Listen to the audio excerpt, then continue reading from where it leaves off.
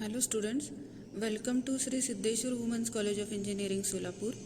Myself Dr. Yogita Gajanan Datar, working as an assistant professor in engineering mathematics in this college. In the last video we have seen the prerequisites for engineering mathematics. Now we are going to see the prerequisites for this subject engineering mathematics in addition to the previous one. So in last video we have seen expansion formulae, Pascal's triangle, which is required or which is helpful to write the coefficients of the terms using the binomial theorem. Then factorization formulae, laws of indices, laws of logarithm. So whatever we have seen in the last video, these 5 important results from mathematics, we have studied up to 10th standard.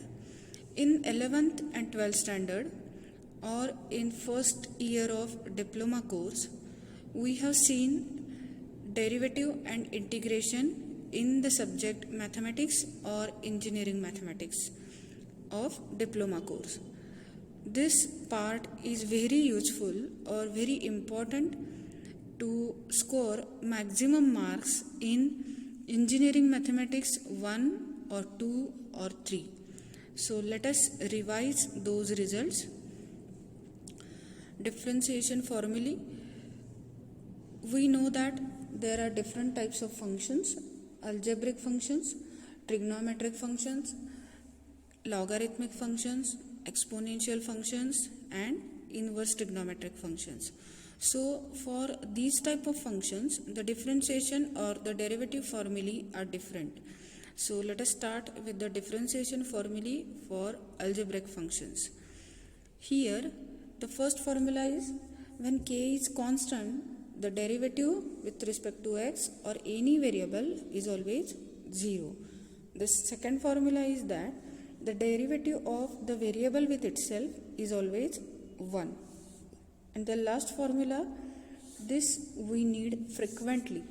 D by dx of x raised to n is equal to n into x raised to n minus 1. So these are the basic formulae, derivative formulae for algebraic functions. The second type of function is trigonometric function. Here, sine, cos, tan, cot, sec, cosec. These are the trigonometric functions and their derivative formulae are mentioned.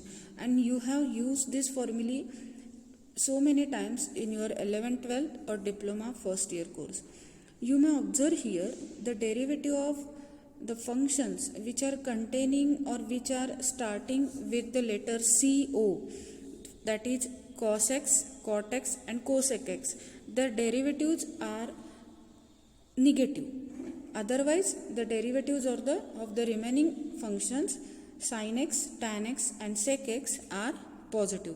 So in this way you can remember the results of derivative of trigonometric functions.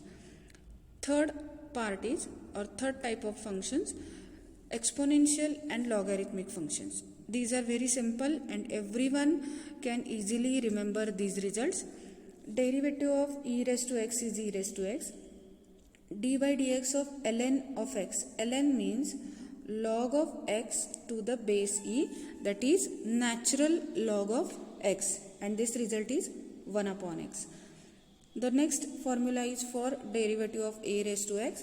Here this is important part, that it is similar to the first formula, that is d by dx of e raised to x, but here in addition the result is multiplied by log of base. The next formula for d by dx of x raised to x is actually can be obtained using the log results. X raised to x can be taken as y, and then taking log on both the sides we can apply the derivative of product of two functions rule and you can obtain this result. So this is also very important result, but you can easily remember this and you can apply this directly as a result wherever required. In the last formula, d by dx of log of x to the base a is given. Log of x to the base a can be written as log x upon log a by change of best law or change of best property of logarithm. So 1 upon log a is a multiplier and derivative of log x from this second result is 1 upon x. And this 1 upon log a means again 1 upon natural log of a, that is ln a. So in this way you can remember the results for differentiation of exponential and logarithmic functions. The next type of functions is inverse functions. Here again the derivatives of the inverse functions which are starting with CO are negative. And one more thing, the derivatives of sine inverse, cos inverse are similar, only the change of sign. Derivative of tan inverse and cot inverse is again same, only the change of sign. And this is applied to the next group, that is sec inverse x and cosec inverse x. So in this way you can remember the differentiation formulae for inverse functions. Now after derivative results we have to remember its reverse procedure results, that is integration formulae. So exactly similar to the results of derivative of different type of function, we can have the results of integration of different type of function. This is the very commonly used result, that is for algebraic term x raised to n.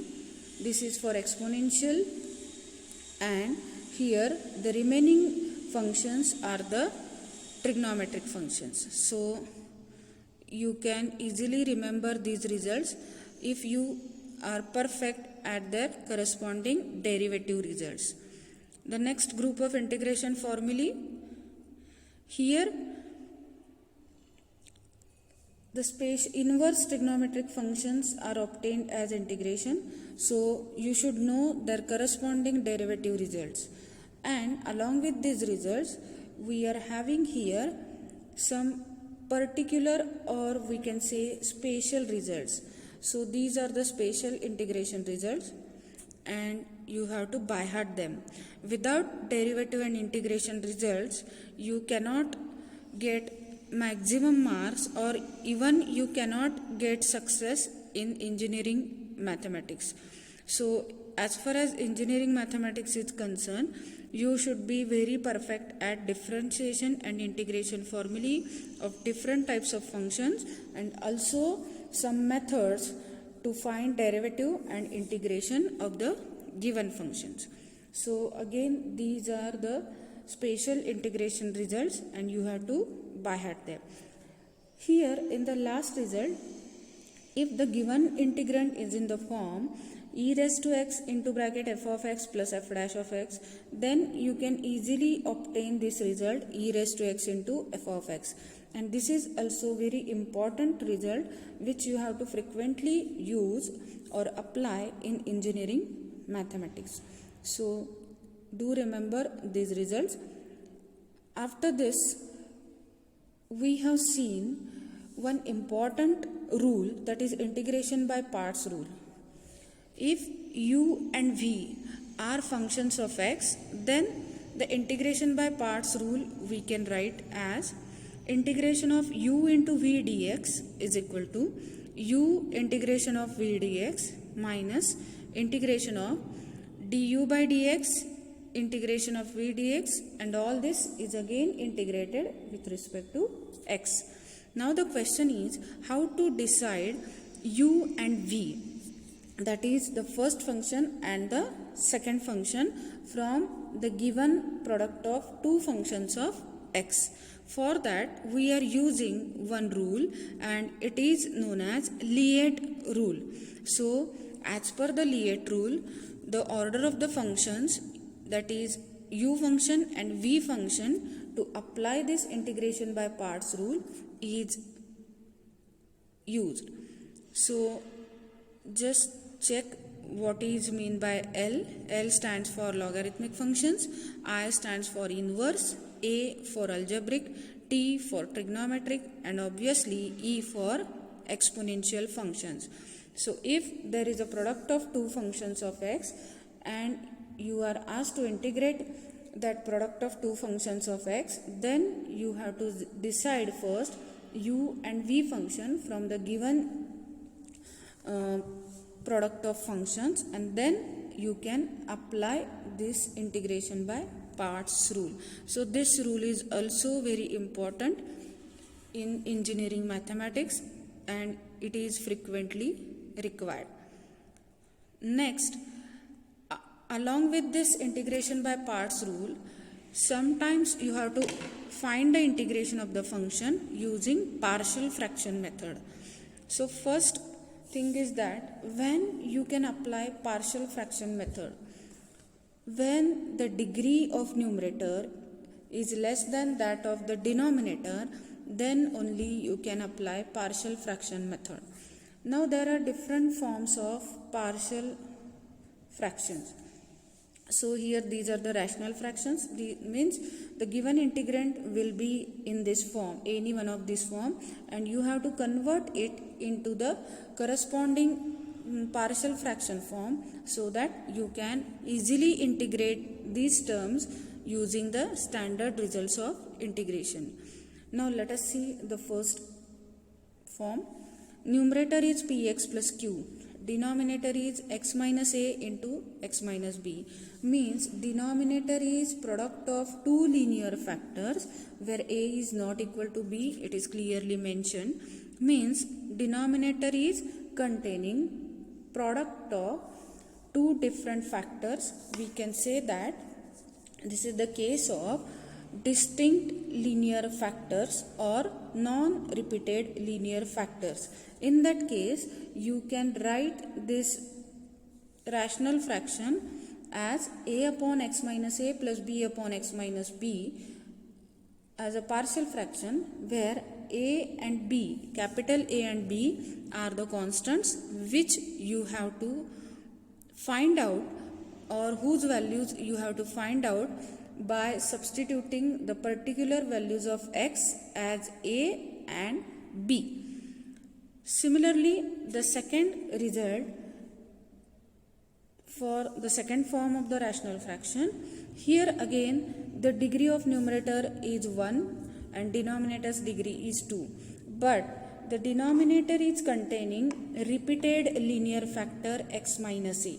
So corresponding to this, the form of the partial fraction is a upon x minus a, that is start with the first degree of the repeated factor plus b upon x minus a bracket square, that is write the second term with the increased degree of the repeated factor, and you have to continue this process until you get the denominator which is same as the denominator in the given fraction.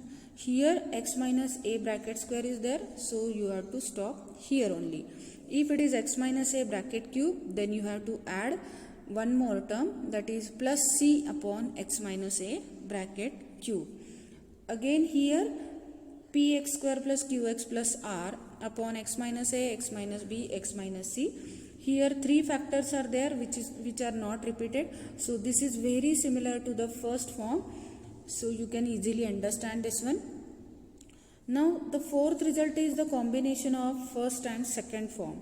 Here there are three factors, but one factor is not repeated, which is x minus b, and x minus a square is present, means it is a repeated factor. So for the not repeated factor, you have to apply form 1 procedure, that is c upon x minus b, and for repeated factor you have to apply the second form. So it gives us a upon x minus a plus b upon x minus a bracket square plus c upon x minus b for not repeated factor. Now the last form is the denominator is factorized into two factors. Out of them, one is the linear factor and the second one is the quadratic factor. This quadratic factor is such that it cannot be factorized further so as to get the linear factors. So in this case, for the first not repeated linear factor, you have to apply procedure 1, that is as per the form 1. And for this second part or second factor, which is quadratic 1, you have to write bx plus c upon x square plus bx plus c. So this is the change in this second form, in this second term of the form of partial fraction, if one of the factor in the denominator is a quadratic factor which cannot be factorized further to get the linear factors. So with all these results, methods, rules of derivative and integration, you can easily score good marks in engineering mathematics. So with this, we can conclude the prerequisites for engineering mathematics.